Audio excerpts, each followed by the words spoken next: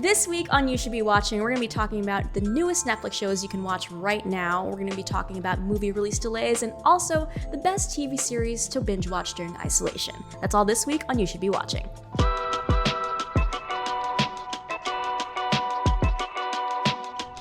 Hey guys, and welcome to another episode of You Should Be Watching. This is episode 5, and I'm joined by Greg and Ryan, and we're all at home right now. Yes, we are. How are you guys doing? Doing well, hanging in there. How about yourself? Same. Yeah.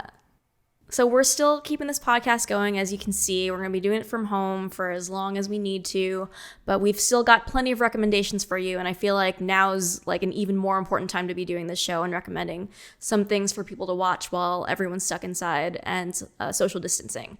So I want to ask you guys, how have you been entertaining yourself while you've been stuck and sheltered in place? Ryan? Guys, yeah, I have a confession to make. I went on TikTok this weekend and spent way too much. I still haven't joined TikTok. I spent way too much time just like scrubbing through TikTok than I'd like to admit. But I'm kind of just like, what's going on? But also like I can't stop watching. You know, one of those weird like obsessions with it. Also downloaded House Party and have been video chatting with family and friends all over the place and just playing silly games on House Party. Is that the thing where you could play like trivia? Yeah, things like that? yeah, you can play like trivia stuff. You can do like Pictionary, like draw. You can draw stuff to people. You can play like a kind of Cards Against Humanity type game on there as well. It's pretty fun. And nice. I have my whole family download it, and my parents are even on it. It's pretty hysterical. So just playing with the phone a whole bunch, and trying to just be as normal as possible here when you're cooped up all day.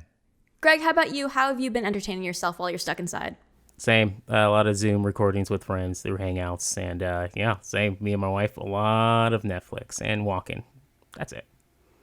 Good. Yeah, I'm glad. I'm not going outside like at all. I need to take walks more often. I do like But, the yeah, daily. I've been, I do like the daily walks. The daily walks have been good. I've been doing at least like an hour, just like a walk around the neighborhood with my wife, just to get some fresh air. Nice. Because obviously that's key, right? We got to get outside when the weather is nice and just kind of keep your distance, be smart about it. But yeah, the walks have been saving me. True. Same. Yeah. Got to get some sunshine in. Totally. But yeah, I've been kind of doing a lot of the same thing. I've been doing Netflix parties with people, which is a really cool, just like Chrome extension that you can add, and you can watch Netflix at the same time. And it's all synced up, and you just have a chat window. I haven't used that So yet. that's been a lot of fun. Can anyone use that? Do you have to have a laptop or? Yeah. Okay.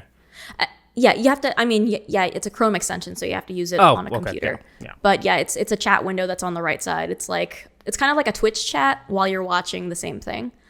So awesome. it's pretty cool. I've been doing that, and cool. I've been doing some like Switch game nights with friends on the East Coast. So every Saturday we've been like playing like Mario Kart and Super Smash Brothers online together, and then I've been playing a lot of Animal Crossing. Nice. That's how I'm passing the time, because I can go fishing in that, and I can go outside, and I can go camp, and I can't do that right now. So awesome. I'm living vicariously through my avatar. So it's been a lot of fun. That's awesome. All right, on to the next section, what's on your TV? So what have you guys been watching? I'm going to start first. I know we've been doing a lot of Netflix binging. I just finished The Circle, and I just want to say that Netflix has been stepping up their game with reality shows. Greg, you watched The Circle, right? Yeah, it's super addictive. It's messy. It's really what I want right now. I even tried Brazil, The Circle Brazil, which is pretty good too. How did that compare? It's nuts. It's even it's the next level, but it feels like now it's templatized. I can see where they're going. It's the same group of people from the last group. It's just a templatized system at this point. So they're casting for going. These specific roles and yes. checking the boxes when they have all these cast of characters. Camera ready reality stars. Yeah. Basically. Yeah. So if you're not familiar with the show, The Circle is a reality show where it's kind of topical because they're all held in isolation. So all of these people that they have on the show are basically held in isolation in their own apartments, and they can only interact with each other through social media, an app called The Circle, where they have to verbally talk to it. So they kind of lose it over the course of time, and they're just constantly talking to themselves, and they're constantly talking to like stuffed bears and things like that. It's very funny, but also very reflective of what we're going through right now. So, but yeah, it's fun. And then like, so the winner gets like $100,000. Is that correct? I think something like that. But yeah, I watched the whole thing, and yeah, it was pretty addictive, and it's just really campy reality television.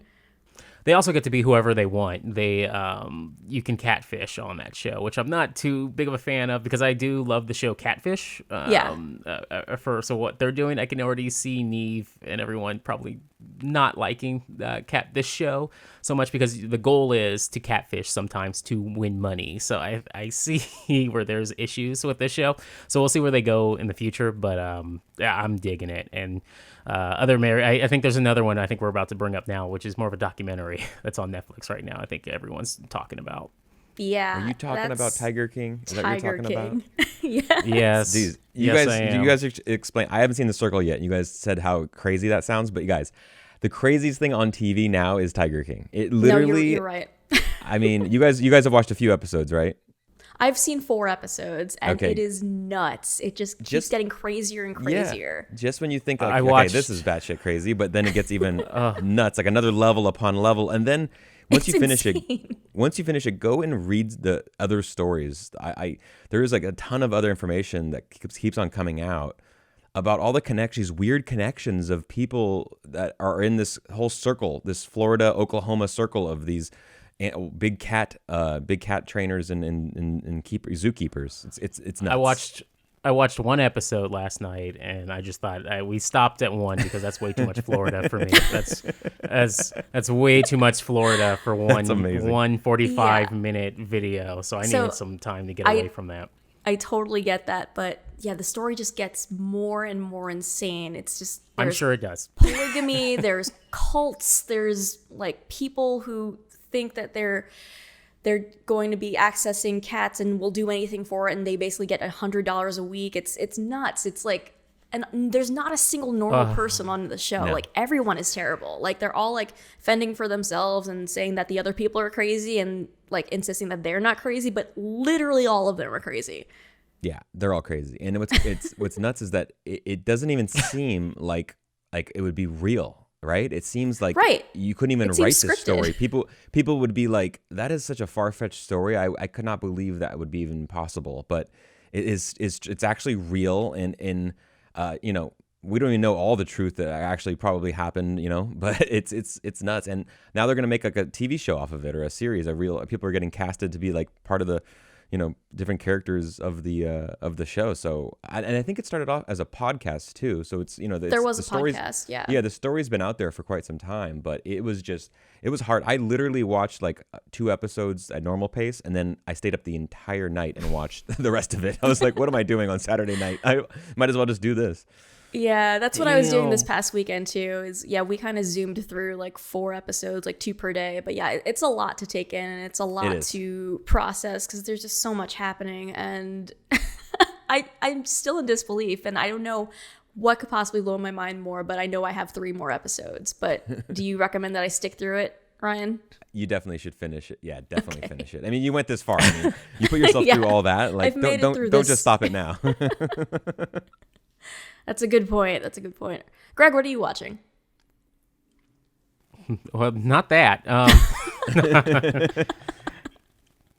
I'm currently watching right now Killing Eve. I'm trying to catch up for season 3. Nice. So I'm going back and watching season 2 as we speak. And just, it's okay. I can see where there's a little bit of a falling off in the script, because now it looks like they're changing it to, we got to keep them going for seasons to come. We can't let them, the collision course between the two, Eve and, what is her name? Villanelle. Yeah, Villanelle. Yeah. I love her. They can't let that relationship, get too close or get too far apart. So now they have to find these games for them to play throughout the next, however many seasons they're going to have. But I'm just trying to catch up to it now. I'm digging it. Nice. Yeah, talk about a problematic fave. Villanelle is my problematic fave. I know I shouldn't love her as much as I do, but I adore her. But I shouldn't, right? But she's just so charming to watch. And Jodie Comer is just incredible in this role. Like, it's no wonder she won an Emmy for it. The fashion The fashion, also so the great. fashion is so good. Oh, but yeah, so season 1 written by Phoebe Waller-Bridge, season 2 not written by Phoebe Waller-Bridge, and you can definitely tell the difference. Yeah. The writing was much stronger in season 1. Season 2 was still watchable. It's still enjoyable. I was fine with it. It just wasn't as strong of a season.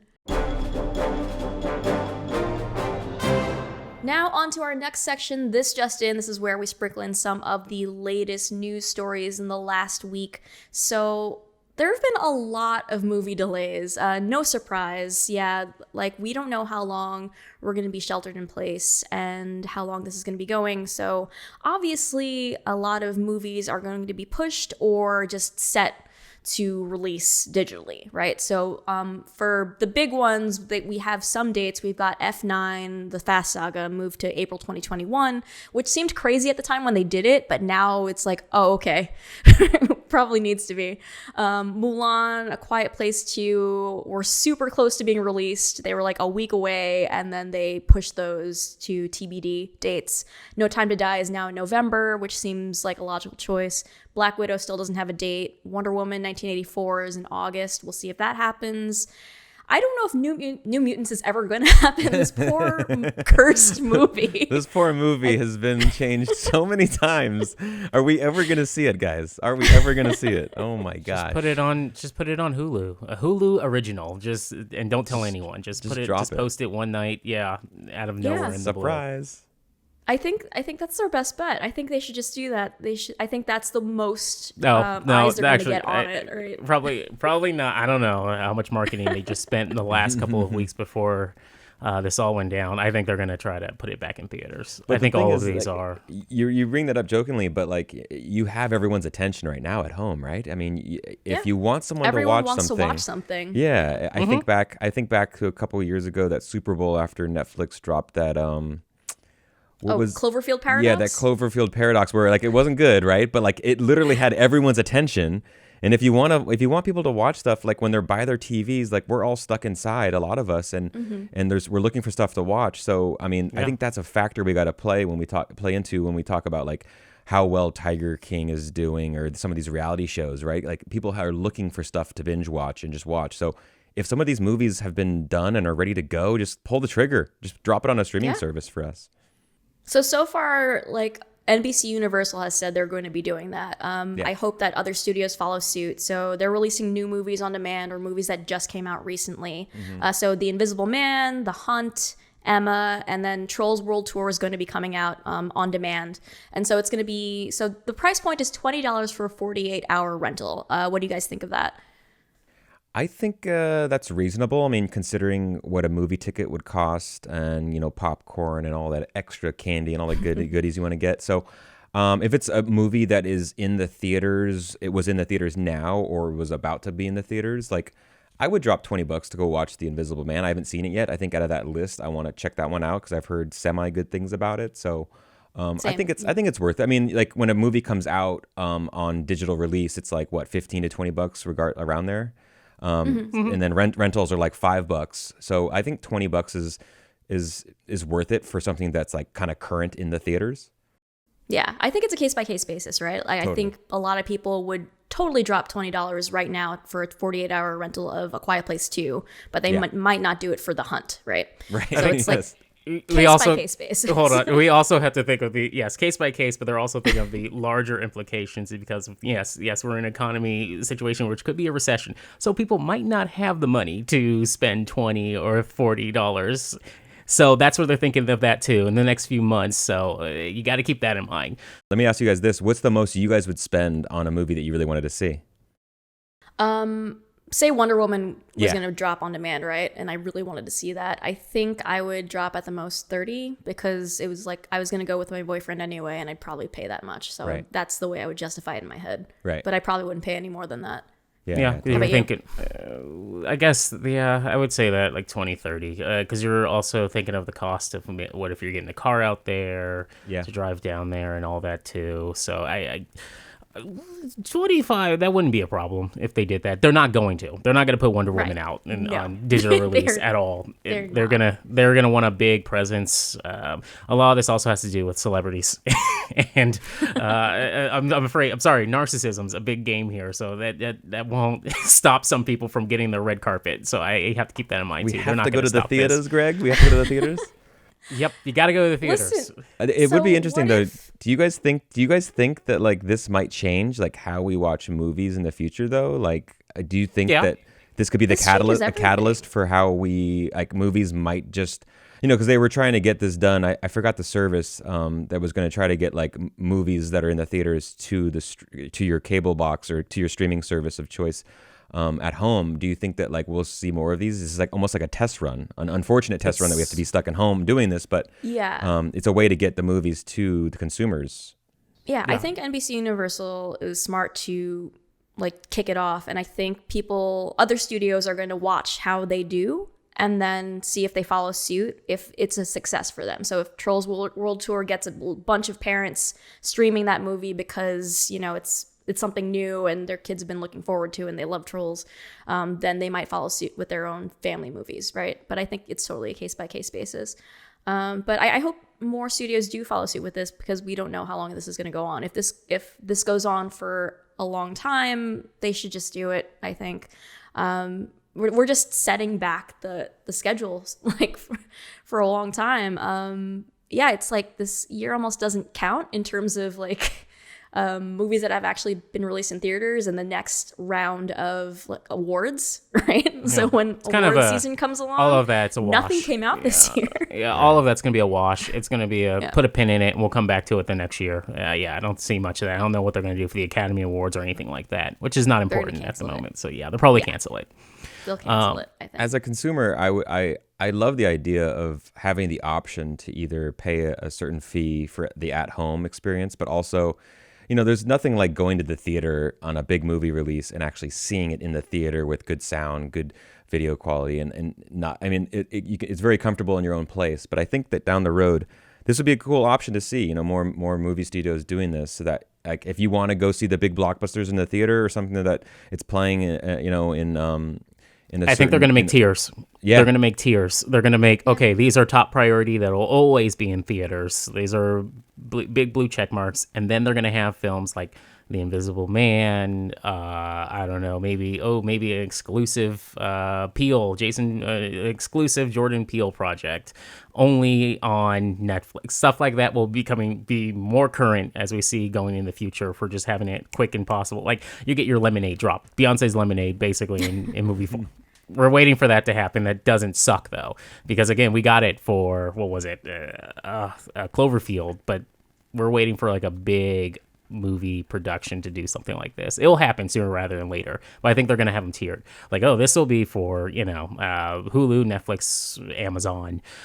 We'll keep it for them for a special drop exclusive, but theaters, the market right now, they're not going to let people just go out there and say, okay, Wonder Woman, $25 tonight. It's not going to happen just like that. Yeah. Well, say there was like an existing 3 or 4 hour cut of that there is of F9. What if they like did a part 1, part 2, and they did part 1 digitally while everyone's stuck this entire year, and then part 2 drops in April next year, which is the second half of the movie, but it's just the existing 4 hour edit and split in half. Problem with that is, if the movie sucks, if you don't make you're thinking of your money coming back to you here. If the movie's not good, or if someone's like, I don't care too much, I've seen it already, I don't need to see the other cut, then they'll wait. And then just wait those months prior to watch it when it's free. That's the only issue there. They want you to see it. You got to be first. They want you to be first, no matter what. So you're spending money to be first to talk about something. That water cooler conversation. The water cooler conversation's gone the second you watch this movie. And weeks, like now, what is it? A week passes. It feels like a year. So that they don't want that much time to go by. Well, I don't know about you guys, but this month has felt like 3 months long. Or longer. Definitely. Like a year. I no longer know what day of the week it is, so I'm just I just look outside, I'm like, Yeah, I don't have no idea what day it is. I'm like, okay, good weather, bad weather, raining. What's going on? What time of day is it? I still ask Alexa every morning what the weather is like. I just want to know. I'm the old woman in Titanic right now. It's been years. It's been 84 years. About to drop the jewel off of my balcony or something. I don't know. Speaking of things that have taken a long time, George R.R. Martin said that he's writing Winds of Winter during his coronavirus isolation. So that's one positive thing that's come out of this. There is a silver lining. He's sitting down and he's writing this. He says he's putting a lot of thought into it. He's spending a lot of time in Westeros instead of outside. Sure, and he had to close his other projects. So I think he was like very distracted. He had a movie theater, he had a nonprofit, and both of those things are closed right now because of coronavirus. So yeah, he's writing it, but I guess I'll believe it when I see it. What do you guys think? We'll see. Yeah, I'll believe it when I see it too. I'm not holding my breath. Yeah, I'm not holding my breath. He's not. This isn't his Shakespeare moment. This isn't happening. I don't think this is like a Shakespeare situation where Shakespeare wasn't. He was locked up in isolation too, where he wrote a lot of plays. So I don't know. We'll see if there's a single page. I want to hear just a blurb. just throw out a blurb, another paragraph. Yeah, just blur out the actual writing. Just show us in your blog just shots of you writing. Yeah, there are no pages. Show it to us. Prove it, George. Prove it. Now on to the next section, which is You Should Be Watching. And every week we pick a different genre to recommend. And this week we are going with TV series to binge watch during isolation, because I think it's an important time to recommend just shows that have multiple seasons that you can kind of breeze through to pass the time, because that's what we need right now. So Greg, I'm going to toss to you first. What do you recommend?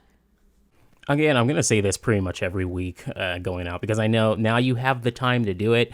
Just watch The Crown. Just spend the time in The Crown. That's very engulfing. Again, they spent so much money on this show for every detail just in the production design itself to really engulf you in this world. So if you really want to get out and take a moment just to breathe and just take a step out into a different world for a minute, watch The Crown.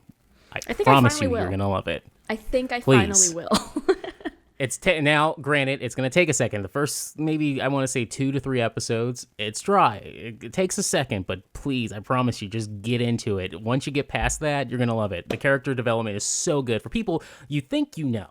And this is a show, obviously, that's trying to make it look like it's every detail, which is very true, because the creators of this show have worked on other shows in the past, like Frost Nixon, The Queen. Oh man, God, there's so many. With that said, they all have this impeccable set design and just character development. They are already in place that I don't know what else to say about it. It's amazing. I think Please I finally will watch the show. Was there going to be another season? There was going to be a new one, right? Oh, there was going to be 6 seasons. Then it got cut to 5 seasons. And I want to say that they shot at least Coleman's 2 seasons back to back. So the next season's coming out regardless for 4. And then I don't know where 5 is as of this moment, because obviously everything got stopped because of coronavirus at the moment. So right. I'm assuming they're going to finish it, though, but who knows, because this show is very expensive. And it skips time periods, right? Every season. Yeah, it skips decades. It goes by pretty much prime ministers. You're going to see a new prime minister, and that's when you know that, okay, things are kicking off. And we got the Apollo 11 moon landing this season, which was one of my favorite episodes, and just the cast. Everyone is on point. Olivia Colman, I know she gets all the credit because she's playing the Queen, but everyone else down the line is absolutely stunning. Sometimes you even forget she's there for a minute, which isn't even a bad thing about Olivia Colman. It's just that everyone else is so good too. She's doing a great job. It's just everyone else is. It's kind of like Dark Knight. Christian Bale's kind of in the background for that movie for the most part.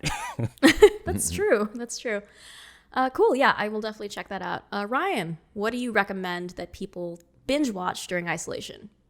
Because we have so much time on our hands, it's all we have, guys. I feel like this is a good opportunity to go back to some of the classics, some of the golden era of television, some of the best shows people have said. I think thinking of HBO shows like The Wire, it's been years since I watched that show, so I really wanted to. I mean, literally all you have is time. It's a really dense show, but Going back We could talk about The Wire. We could talk about The Wire next time. I never finished it. I think I watched a couple of episodes. I never finished it.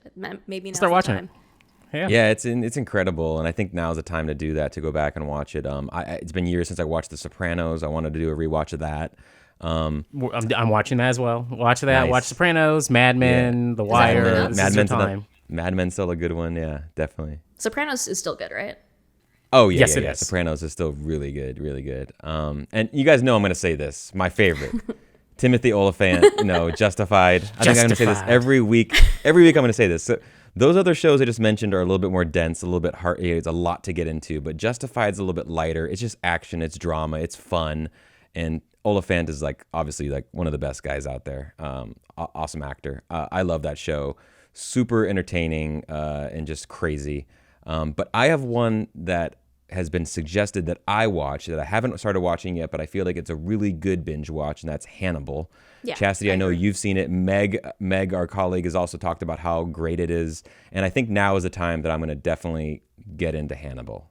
Please I've do, heard great things. And please keep me posted and message me whenever you want. I'm sure Meg would appreciate that too. But yeah, it's a good watch for sure, and it's just crazy what they got away with on network television, considering what they had to show and what they had to cover. Right? It's Hannibal, so you can't just tread lightly. You can't make it like an 8 o'clock NBC show. It was a 10 o'clock NBC show, and for a reason. And yeah, Meg already went into detail in the previous episode about what they were able to do to get by some of the ratings, but including the blood down the butt crack, which is crazy. Yeah. Just so that they can show bodies. But it's a really good watch. Mads Mikkelsen is fantastic, and he is just so charming, and it's Hannibal, right? So it's kind of a love-hate thing, but you're scared of him, but you're kind of mystified, and you're kind of very interested to see what he's up to. But yeah, the characters are good. Also, Gillian Anderson's on it. You loved her on Sex Education. She's great in this too. American Gods. She's 1, great in that American too. Gods. But yeah, Hannibal's definitely worth watching. Just like Villanelle, we love following these stories of horrible people that that are also very, very charismatic and interesting to watch, but also do horrific things. Yeah, it's fascinating, is what it is. But yeah, I've got some other recommendations myself. So I might have mentioned this, but I already breezed through all of Star Trek The Next Generation, leading into covering Picard. So that's always a solid watch. If you were waiting for some time to do that, or if you just watched Picard, go back and watch TNG. Greg, you would agree, right? Yes, I'm personally not going to do that at the moment after finishing Star Trek Picard. I'm gonna take some time back. That ending for Picard was very emotional, so I'm gonna take a step back for a minute and watch something else. Maybe some Deep Space Nine if I go back to Star Trek. But I'm gonna take a month off from Star Trek. Maybe get some audiobooks. Go back to Stephen King for a second. There you go. But if you haven't been head down in Star Trek like me and Greg have, and you just want to pick it back up again, just watch TNG. Go for it. Yes. Yeah, go for TNG.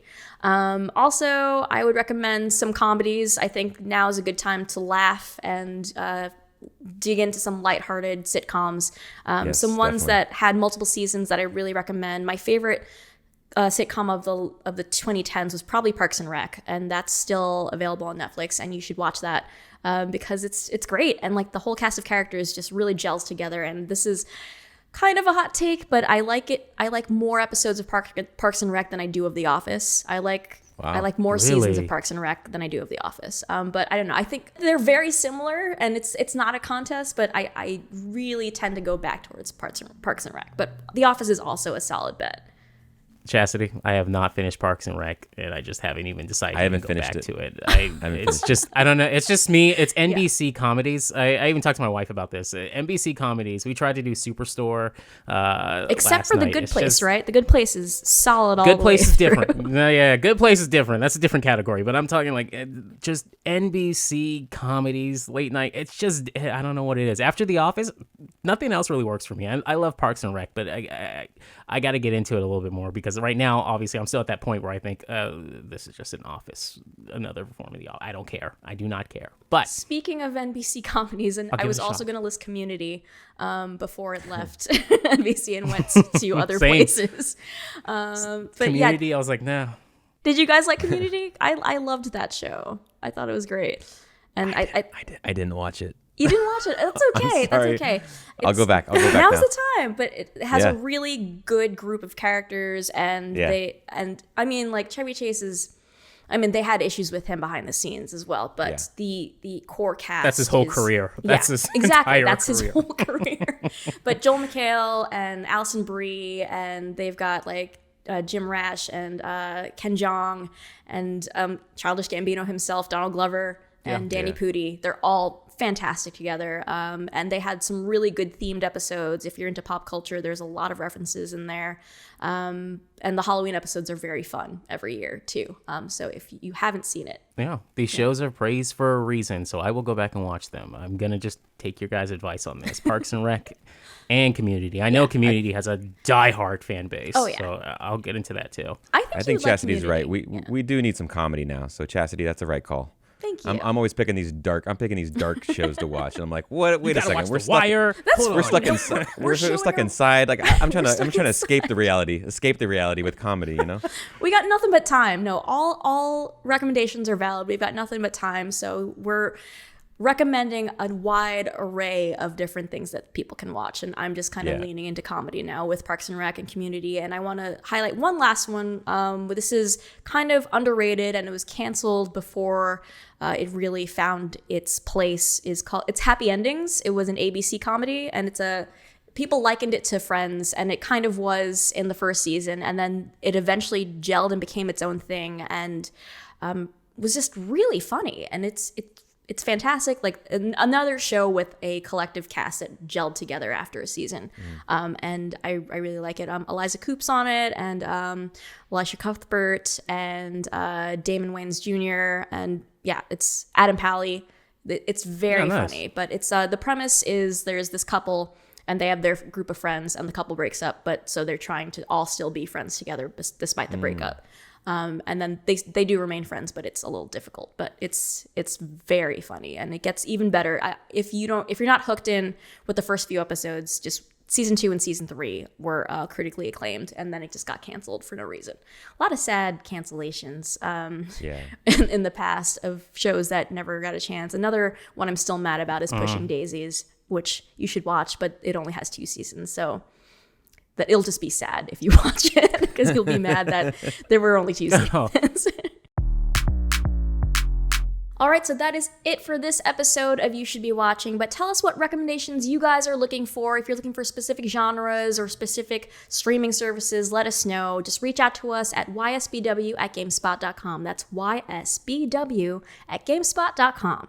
If you're watching us in video and you'd like to listen to this podcast, we are on Spotify, Google Play, Apple Podcasts, and Stitcher.